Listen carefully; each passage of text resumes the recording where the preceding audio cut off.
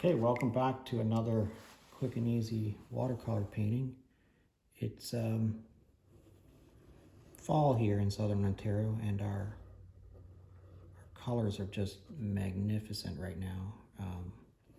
So I thought we would capture some of that. I'm going to double up my lines going across here. And I'm also going to double up my lines right here too. This is a pretty long hill.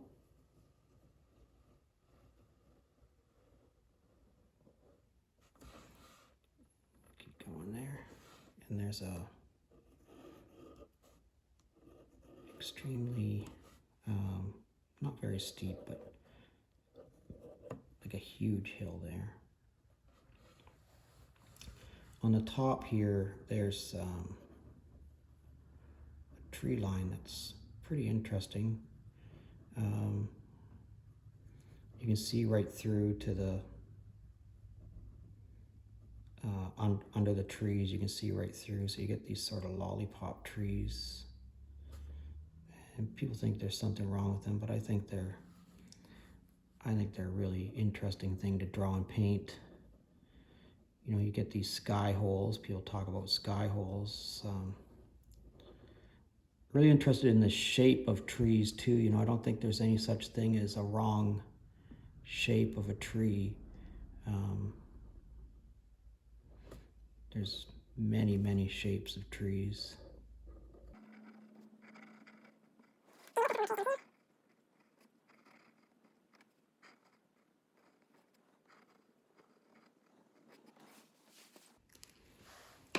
Okay, so let's paint our sky in here. I'm gonna mix up a little bit of blue, whatever blue you have. Going to leave some space for some clouds today, so I'm gonna put in, you know, pretty quite a bit of cloud spaces, just sort of like that. Pick up some of this color here and grab a little bit more water. And again, I'm working wet on dry, so with watercolor paper that sort of controls where everything's going to go to. And if you keep the paper dry, you should be able to paint right underneath those trees like that to continue your sky along. And I don't advocate for, you know, I want you to control the medium, but you know, have fun with it at the same time. You know, some people are, you know, very much into, you know, controlling every aspect of it. It's supposed to be fun. It's supposed to be something, you know, that you do in your leisure time. So how about we have some fun with it and not be so, you know, I don't know, maybe militant about it all the time. You know, there's some watercolorists out there that, you know, don't, you know, they want you to paint exactly like them, and I want you to just have fun with it and, you know, create whatever it is that you want to create. Okay, so that's pretty even now across there. Kind of like the way that's turning out. It's a little bit weird across there, but I'm okay with that. Now we've got some really interesting color in our fields this time of year, because we have most of, you know, whatever has been harvested. So we have a lot of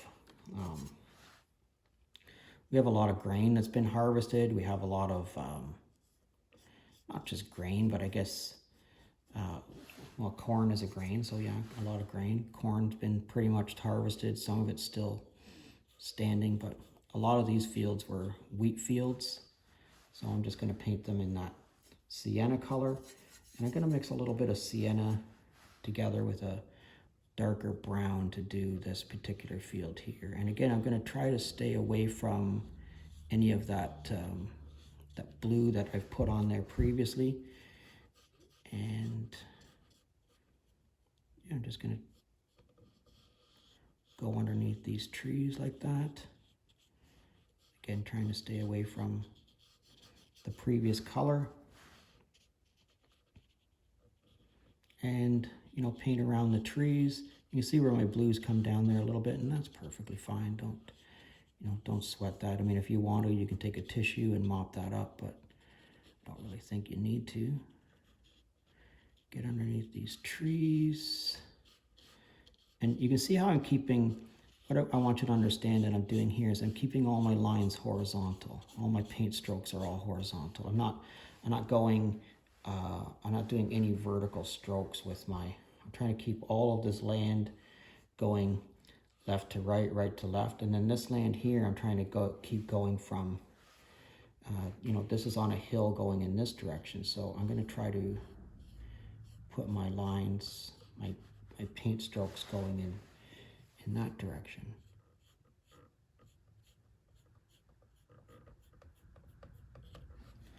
Okay, and then I'm going to pick up a little bit of this yellow, just a little bit of yellow, and I'm going to introduce it into some spots along here.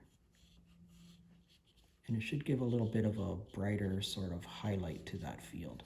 Just let it mix together however it is it's going to mix together, and don't touch it any more than that. Okay, let this all dry, and we'll come back and have another go at it. I've just seen right here, this is a little bit too dark, so I got a thirsty brush. You know, a thirsty brush is a brush that's been wet, and then you dry it with tissue or something, and I'm just gonna pick that up right along there, just so it's not quite so heavy-handed.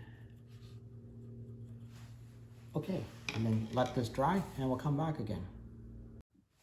Okay, so I let that dry up for a few minutes, and we're just going to really quickly mix up some green, get a little bit of green here, and we're going to just touch some of these spots in between these fields here. Okay, not all of it, don't paint all of it, just paint some of it. Okay, some of that, a little bit there, a little bit there. Okay, and the reason I say don't paint all of it is we're going to add some yellow into that.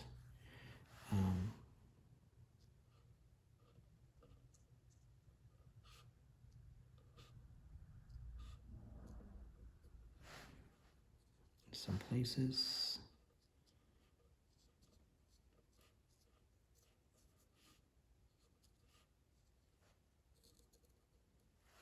See how that yellow mixed in right here?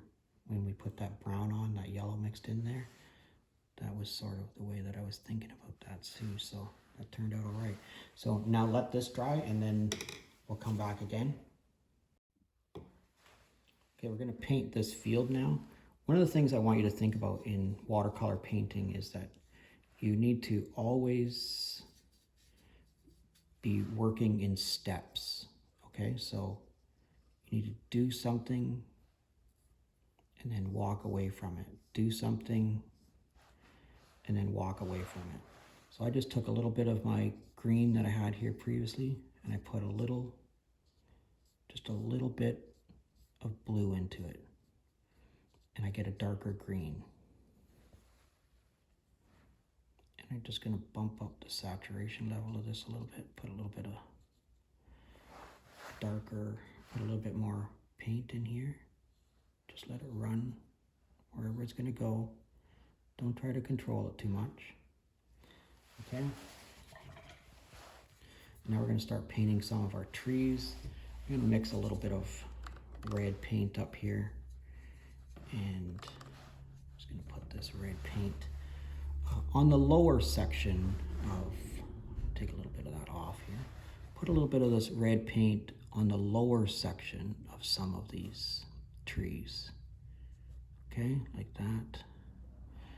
Doesn't have to be every tree. Not every tree has red on it. If you have trees, deciduous trees near you that have that change color, I'd love to hear from you. I mean, if you don't have deciduous trees, I want to know where you live too. I love to know where my viewers come from, because it's it's strange. It's not generally where it is that you think viewers come from. Okay, I'm gonna let that dry for a second. I'm gonna put some more, I'm gonna mix up a little bit more yellow here. I'm just gonna put some yellow along some of these edges. Like there. Put a little bit of yellow in here. Bump up the color a little bit. Nice. Okay, now we're gonna let this dry because we wanna paint these trees again and we don't wanna mix our next color into this color. Okay, so just let it dry for a second.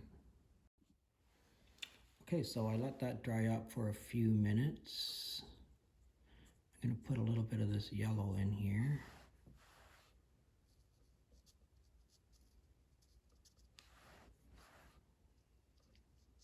Just like that.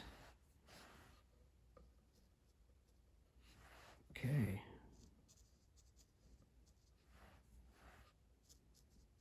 Well, I hope you enjoyed this painting. And if you did, I hope you give me a thumbs up. Be really helpful.